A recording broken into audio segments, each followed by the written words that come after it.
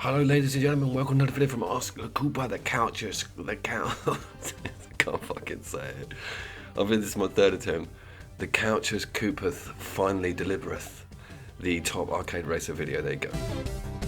This video has been about 16 months in the making, no pressure, and it's also a follow-up to another arcade racer video I did. So this is the kind of, I just had a notification come in on my, okay, I've silenced that. Can we just, where the first entry is actually a little bit of a red herring. It's half of an entry because it's half a game. Party Crashes is part of Party Golf, and it's like £4 digital on the PlayStation Network. And I wanted to include it quickly at the start because it is batshit crazy. I do love it. You can race around as a brick and a banana, and we had a lot of fun with it. It's got a few different modes, but one of the easiest or sort of quickly accessed is this crazy sort of get the other person off the other end of the screen, a la old school Micro Machines. Not the highest of budgets or biggest production values, but I do love these simplified visuals. I do love the neon city in the distance. It's got an 80s feel, it's definitely got a retro feel. It's one of those games that's very loud, and if you're not playing it and in the same room, you want it turned off. But if you are playing it, it's brilliant. And of course, it does a thing with an actual split screen. It does allow a normal racing split screen mode, but as you can notice, one of the things is not the draw distance, but the actual distance itself. It's very difficult to see what's coming to you, and there isn't, well, the most intuitive track map. That's the thing in the middle, so things are just really quick. There's loads of deaths. This is actually 4 as well as 2 players, so that's definitely worth a look.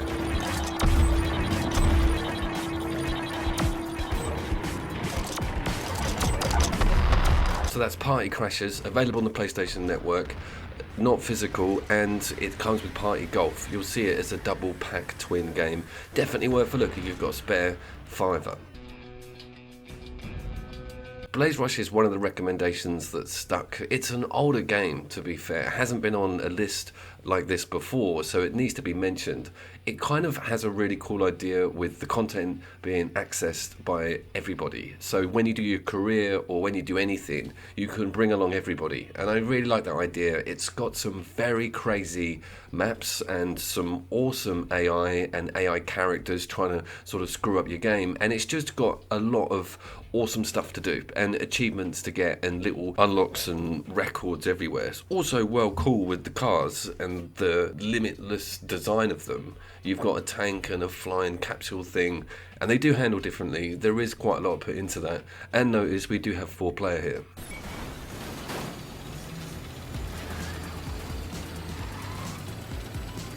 The controls are nice and simple, and you can see that there's the classic pickups with a gun, a speed up, a sort of jet propulsion that really does send you off the course more than, it's more of a hindrance than a help, because the outlandish controls and bounce physics in this game make it so much fun. Like when you get that machine gun going, you do a 360 just from the kickback on it. So there's a hell of a lot to laugh at when you're playing it. And of course, there's the giant lawnmower coming after you.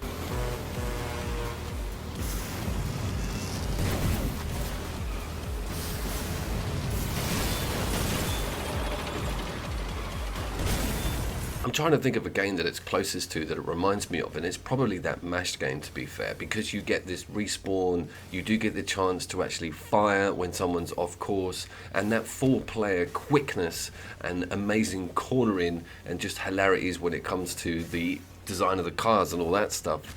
It's definitely hitting home with the nostalgia.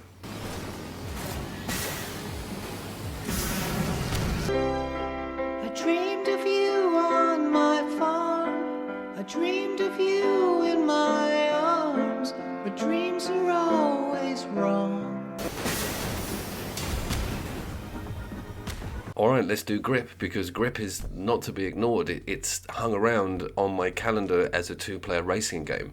I reviewed it at least 4 or 5 months ago and was quite taken aback at how much content there is here. So this is really like the first of the big content games. So this has got loads of maps, loads of game modes, loads of AI difficulty adjustments, and just everything you would really want from kind of a full price racing game. And of course, just look and listen to it.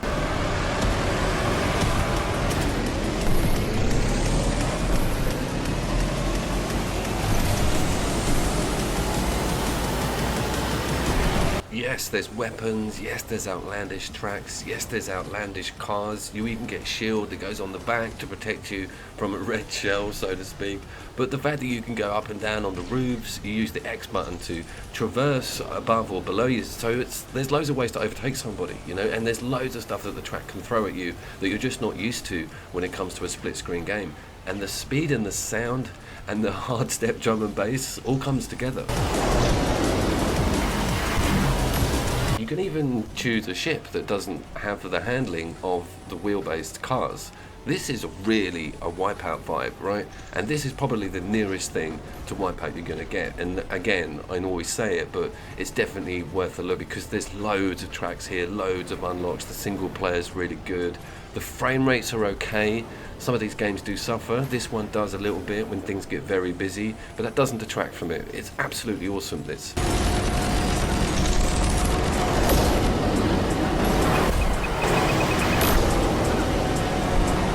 Also a game, because its rules and physics are so rigid, not like some of the aforementioned games, you can really knuckle down and concentrate and have a damn good race, and things get tight, they get tense. That's good.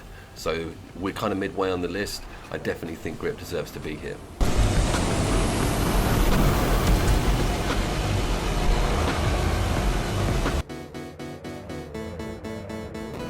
Just on the 8-bit soundtrack alone, I think Super Pixel Racers should be allowed on this list. Again, it's gone back to loads. Again, we have 4-player, and this one, holy crap, is this a hit home for that retro feel. Having the clock face controls going, so this is quite interesting. You can see that you can have classic mode on all of the players, but there is an actual mode that is a bit more familiar with people who can't fathom that flat clock face and having the same direction pushed every time you go around a corner. People know what I'm talking about with this, and it is a learning curve, but once the penny drops, or if you adjust that control method, things just get so good.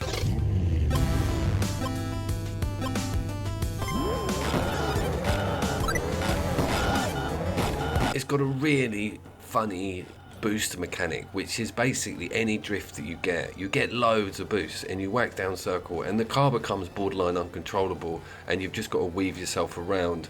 It's just so funny and it runs really well. It does sound a bit crazy, and there's also damage mechanics. You can get taken out of the race by somebody, you have to fix your car on the fly. There's a lot of fun happening here, and of course it's all done with some AI, right? That are ruthless, they don't care, and they will beat the crap out of you. The campaign itself is actually one of my guilty pleasures. It's got really hard and I'm having to set all these strange records and take down other players. There's a lot of content here, don't be fooled, and it's less than £10, I'm pretty sure. But what a beautiful little game, and so good to have this competing with some major players on the arcade racer front. But this does exactly what it's supposed to do. It makes you smile, have a retro feel, have a sort of whiff of those older games, and really be a beautiful arcade racer. Okay, Team Sonic Racing made it to second place, and for a number of reasons. If you know the channel, I put this up against Crash Team Racers, and that was a real close one. It's a very strong game, this. One of the reasons I love it is you have the choice to play co-op with the person you're playing with, or on an elimination front, i.e. it's versus every man free-for-all, that sort of stuff, or even do the adventure single-player content with someone else. How interesting is that? Because I think having all of that content been able to be accessed from the split screen is important when it comes to racing games. Some of them shield you away from a lot of the good single player stuff, but not Sonic. It's very good, and of course it's easily one of the best looking games on this list by a long stretch.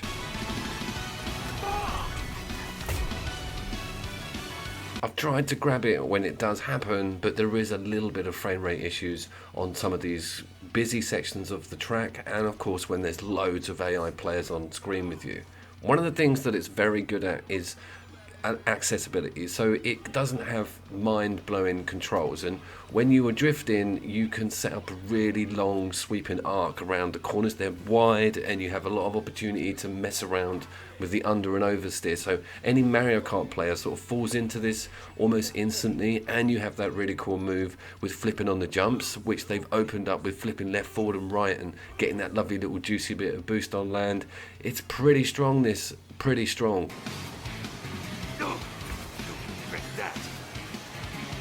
I've also tested this game on up to 4 players, and it does perform very well. It utilises that third screen as a larger one. It doesn't have a map taking up a 4th slot. You know the deal with that. That's really cool, and it runs beautifully, or just as fast when you've got all that going on. One of the things I haven't tested is the online capabilities of this game. I'm pretty sure they're healthy because it's pretty new and very popular still, and I think it's probably one for the whole family as well, because it's not crazy difficult and you don't have to be 40 plus years old to understand all the references.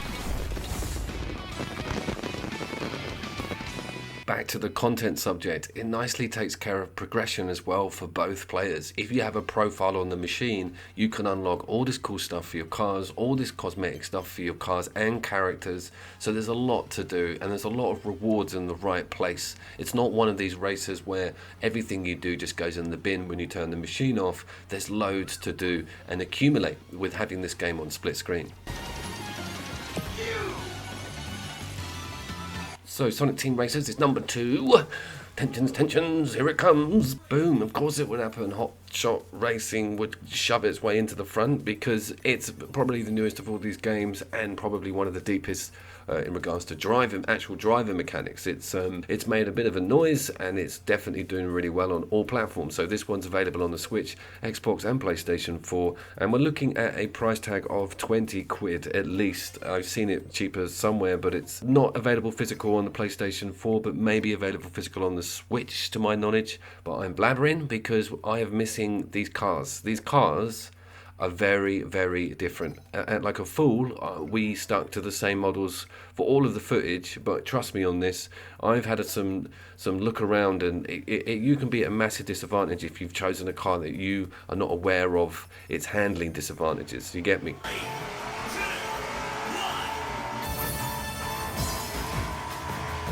Silky smooth frame rates is definitely what you see in the one-player mode of this game. A few hiccups on the split screen, again nothing disturbing, but it does get noticeable when things get busy on track or when you actually go under a large piece of game furniture, stuff like that. But again, I'm not moaning. I'm loving the contact in this game, the trading of positions that are constant. It does a really clever job of keeping you all relatively together and rewarding that bumper bash to get the NOS, and of course drifting. But drifting is a slight risk in this game. The car can spin out on you. You can, if you get T-boned while drifting, you're kind of quite vulnerable as well. We've all found that out the hard way. But yeah, it's so good.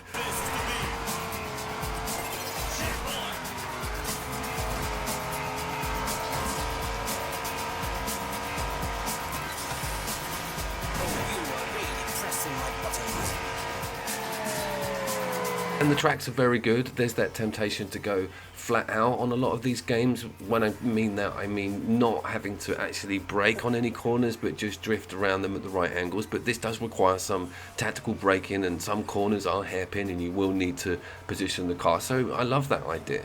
Again, I love the idea of the AI. So the AI are crazy, and they will just step out of their way to make sure that you've had a knock from them. I think that's great example of cool coding, and just the fact that it's okay to smash around with each other.